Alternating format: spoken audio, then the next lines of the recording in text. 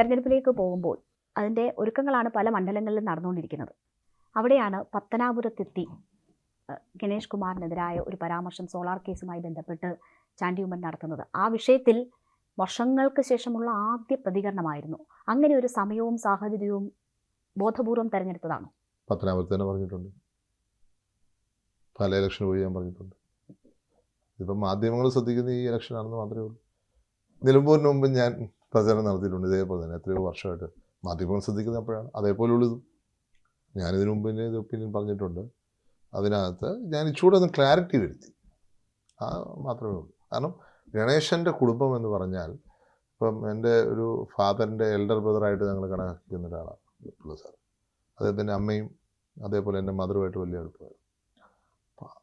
ഗണേശനെയും ഞാൻ എന്താ പറയുക, ഒരു ഹൈ റിഗാർഡിൽ വെച്ചിരുന്നതാണ്. ഞങ്ങളൊരു ഇൻഡ്യൂസിയുടെയൊക്കെ ഒരു പ്രശ്നം അദ്ദേഹമായിട്ട് ഞാൻ ടേക്കപ്പ് ചെയ്തു, അതൊക്കെ ചെയ്തായിരുന്നു അദ്ദേഹം. പക്ഷെ അദ്ദേഹത്തെ പോലെ ഒരാളിൽ നിന്ന് ഇത് എക്സ്പെക്ട് ചെയ്യുന്നില്ല എന്ന് മാത്രമല്ല ഞാൻ പറഞ്ഞുള്ളൂ, വേറെ എന്തെങ്കിലും ഞാൻ പറഞ്ഞു. ഇത്രയും അടുപ്പം ഉണ്ടായിരുന്ന ഒരാളിൽ നിന്ന് ഇങ്ങനെ കേൾക്കുമ്പോൾ ഇതേപോലൊരു കാര്യം ഞങ്ങൾ എക്സ്പെക്ട് ചെയ്തിരുന്നില്ല.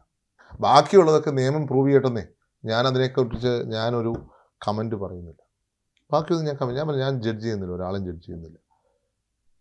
ശ്രീ ഗണേഷ് കുമാർ അടക്കം ആരെയും ഞാൻ ജഡ്ജ് ചെയ്യുന്നില്ല. അതിൻ്റെ ജഡ്ജ്മെൻറ്റ് തരേണ്ട നിയമമാണ്, നിയമം പറയട്ടെ.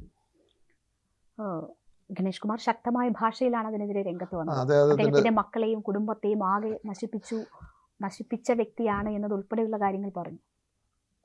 മനസാക്ഷിയോട് ചോദിക്കട്ടെ, ആ വിവാദം അവിടെ ജനങ്ങളും കാണുന്നുണ്ടല്ലോ. മനസാക്ഷിയോട് ചോദിക്കട്ടെ, ജനങ്ങൾ കാണുന്നുണ്ട്. ആ വിവാദം അവിടെ അവസാനിപ്പിക്കാനാണോ താല്പര്യം? അല്ല, വിവാദമൊന്നുമില്ല. ചില ഫാക്ട്സ് കേരള സമൂഹത്തിന് മുന്നിലുണ്ട്. കേരളത്തിലുള്ള എല്ലാവർക്കും എല്ലാം അറിയാം.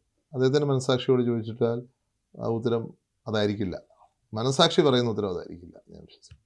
അപ്പോൾ അത് പറഞ്ഞുകൊണ്ടേയിരിക്കും ഇനി?